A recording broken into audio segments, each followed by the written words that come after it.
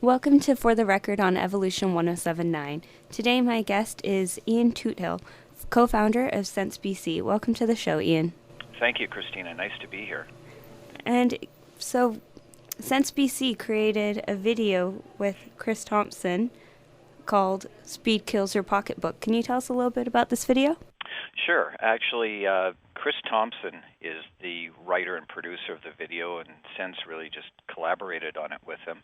As you probably know, Sense BC was formed back in 1996 in response to the introduction of photo radar in BC, which we successfully combated, and it was unplugged in 2001. And we have advocated a number of improvements to the driving experience in BC in the last 18 years, and including keep right except to pass signage, and we've been asking for the legislation, but consistently we've been asking for not only an independent review of speed limits, but the correct setting of speed limits in British Columbia. And Chris Thompson did a very good video in 2011 that went viral. It was about the HST, and I looked at the video, didn't necessarily agree with his viewpoint at the time, looked at the video and looked at some of the other work that he'd done and realized that he would be the perfect person to do a video on the subject of speed limit hypocrisy in British Columbia and Canada for that matter. So he went to work on this about a year ago, worked on it intensely in August. We did a small focus group on it in September and released it on September the 11th, and the result was that we had over 1 million views for the video in just under a week. And how was the video marketed? Was it just on YouTube and it went viral, or did Sense BC do anything to sort of give it that push? Well, we sent it out through all of our channels. I mean, we have, Sense BC has a website, and we have a YouTube channel, and we have a Facebook page and Twitter and so on. So, of course, we went that route, and we sent it out to our email lists. But, within a few hours, it had really caught fire, and it was posted on Jalopnik, and it was one of the most viewed videos on Reddit for a few hours. So it took on a life of its own very shortly afterwards, and it's not really because of the way it was distributed. It's really because of the content. And for anyone who hasn't seen the video, can you describe it a little more and sort of the general message that it shares? Sure. The video is really, it's a 15-minute long video, and it's all about how speed has been portrayed or sold to the driving public in BC as the cause of all ills. And there's really three groups that the video portrays as responsible for this: government, media, and the police.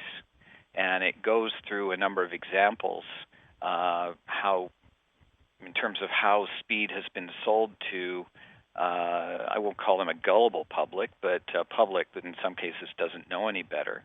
And it's a humorous look. It's an irreverent piece. Some people have described it as cheeky. I mean, it's had critical reviews from several different news sources, and people enjoy the video. It's an enjoyable, entertaining piece for 15 minutes that's really sort of almost a documentary, but a little bit of comedy thrown in. And why are our speed limits so low? Why do you think that is still? Well, speed limits are set in statute. There are speed setting guidelines that you can review on the Ministry of Transportation website that describe how the speed limits are set. There is engineering criteria for the setting of speed limits, but just a little bit of history. We used to have much higher speed limits when we didn't have the technology that we have today in cars. Cars today are much safer and can stop a lot faster, have better tires, better brakes, and so on. But I can remember when I was a kid being in my dad's Volkswagen back in the 60s, being driven down the Pat Bay Highway at over 112 kilometers an hour, and that was legal back then. And today that same speed limit is, I believe, it's either 80 or 90, so it's been dropped. What happened was we usually follow the United States here in Canada. We don't necessarily follow Europe right away. European speed limits are a lot higher than they are in North America in general. But in the 1970s, when we had the energy crisis, the U.S. government mandated the speed limits across the U.S. be set at 55 miles an hour in order to save energy. And Canada followed suit quickly after that, and so our speed limits were taken down in the metric equivalent. But what happened once speed limits were set at 55 is that it became obvious to the insurance industry and the speed enforcement industry that there was a lot of money to be made off motorists. And if you're in the insurance industry and you can boost a premium by 40% for a couple of speed infractions, you're going to fight like hell to see those speed limits not raised again. And that's what happened.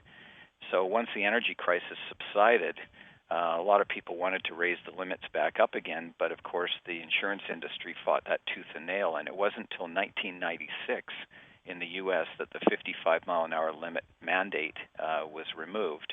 And since then, 37 of the 50 states have raised their limits, and they've raised them as high as 138 kilometers an hour without the carnage that was predicted by the insurance and the speed enforcement industry. Unfortunately, in Canada, we've been a little slow to follow suit.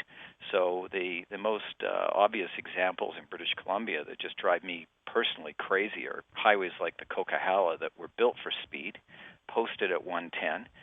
In most cases, people driving on bright sunny days and under perfect conditions are driving significantly over that posted limit.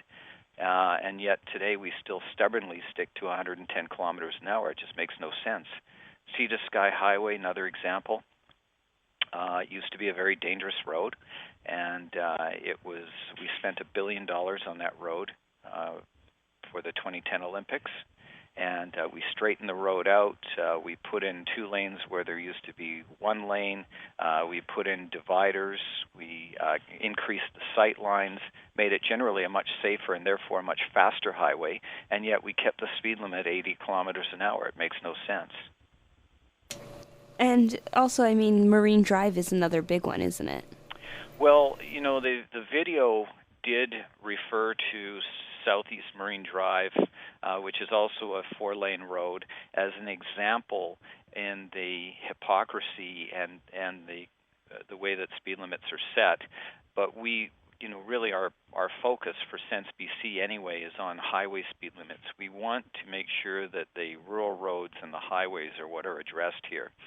But the example in Southeast Marine Drive is a very good example. You've got a 4-lane roadway there that commands higher speeds from the majority of motorists. It's posted at 50 kilometers an hour. That's the same speed limit as in the video that's posted on Commercial Drive, where you have stop and start traffic and single lanes and cars and pedestrians parked all over the place. So it makes no sense. There are examples all over British Columbia that make no sense, and when you have these inconsistent and hypocritically low speed limits, we're all at risk. Every time we drive, if we're driving safely with the flow of traffic, which is generally above the posted speed limits, we're all at risk of arbitrary enforcement, which these days the stakes have been up dramatically because in 2010 the provincial government brought in administrative seizures where they can take your car for doing, if you're caught doing 40K over. Well, there are places in that example in the video, Southeast Marine Drive, there are examples all over the place where people are routinely driving at close to 40K over, and they are not dangerous drivers. And a seizure on the spot by police can mean incredible financial and social hardship for people, and it's completely not fair, and it's bad for the economy. You take $2,000 from a driver, in an impoundment case, and that's $2,000 that doesn't go towards a family vacation or educating your kids or even a local charity. That's money that's taken directly out of our pockets and out of the economy. And it's something like 18,000 BC drivers that have had their cars impounded, is that correct? Yeah, since 2010, there's been close to 50,000 that have had their cars impounded on the spot by police for an allegation, not a conviction of an offense, but 18,000 due to an allegation of excessive speed, which is defined as 40K over the posted speed limits. I drive all the time on our highways, like Highway 99 toward the border, Highway 1 to from Abbotsford to say Hope, Coquihalla Highway, and I see people blowing by me all the time at those speeds. So, I think it's safe to assert that not very many, or most of those 18,000 people, are not what you would call dangerous drivers. And the videos had such a positive response, and it seems a lot of drivers are really sort of agreeing with what the video's message is. So why do you think that? I mean, do you think that we're going to see a change? Well, sometimes politicians don't lead; they follow, and it's so easy. Well, first of all, it's difficult when you become a politician to do sometimes the most, the correct things. It's very easy to respond to people who would like things to be safer, because there's always something one can do as a politician to make things so-called safer. So, there's a lot of very vocal people that would like to see traffic slowed down. There was recently at the UBCM a vote that actually failed to reduce speed limits in municipalities across the province to 40 kilometers an hour. This had nothing to do with safety and had everything to do with social design by the Victoria Council, particularly a Victoria councillor that just wanted to see traffic slowed down for whatever reason. In BC, we also have the so-called stakeholders that the government keeps referring to. One might be, say, the BC Trucking Association. So while the minister may feel that it's right to raise speed limits, and the science may show that it's right to raise limits, once he sits down with the stakeholders, he's going to get an earful from people that have special interests involved. ICBC, for instance, would love to see traffic slowed down by 2 or 3% instead of allow it to do what it's already doing at present speeds, because they feel if they can slow everybody down and everybody hits each other, as they assume they eventually will, that the damage will be mitigated and they will have to pay out less in claims. It's a false assumption, but that's the way they go about their business. The truckers, on the other hand, they might not be able to do any more than, say, 100 or 110 on a highway, and they may feel that if traffic is allowed to go faster, again, it's an assumption that a raised speed limit will make sure traffic goes faster, which it doesn't, but that's another conversation. They may feel that they'd be shut out of the left-hand lanes, and they may not want to see that. My assertion is that trucks should stay right all the time anyway on double lanes. They should be in the right-hand lane. So, it's a long way of saying that there are many reasons why special interests will put the brakes on this. But I think that, as you said, drivers drive, or they vote with their right feet, and it's pretty obvious on our roads that most drivers are voting for higher limits because they're already doing higher speeds. And from every poll that I've seen in any newspaper, any informal, albeit unscientific poll, it's usually anywhere from 70 to 90% of the people agree that speed limits should be raised universally in British Columbia. And Transportation Minister Todd Stone, what I believe he's said that he is going to start pushing to look at increasing speed limits. Is that correct? Yeah, he's saying all the right things. He's a new minister. He's a younger guy. He's saying that they are going to be looking at things out of the box. He says it's been too long since our last reviews, so a review is underway. And he's saying that, he's hedging his bets a little bit by saying now that, he just wants to make sure that the speed limits are the right speed limits. I'm very confident that if they do the review the proper way and they use the correct science, that they will find out that speed limits need to be raised on quite a number of highways. All right. And just before we wrap up, is there anything else you'd like to add? Yeah, I'd like any of the people that are listening to your show, Christina, to go to the Sense BC website. So it's sensebc.org. They can view the video Speed Kills Your Pocketbook right from the Sense BC website. And there's also an email link right at the top to email your MLA and tell your MLA and the Premier and the Transportation Minister what you think. Super easy. Even if you don't know who your MLA is, it's on there on a drop-down menu. So it takes literally 20 seconds to complete the form.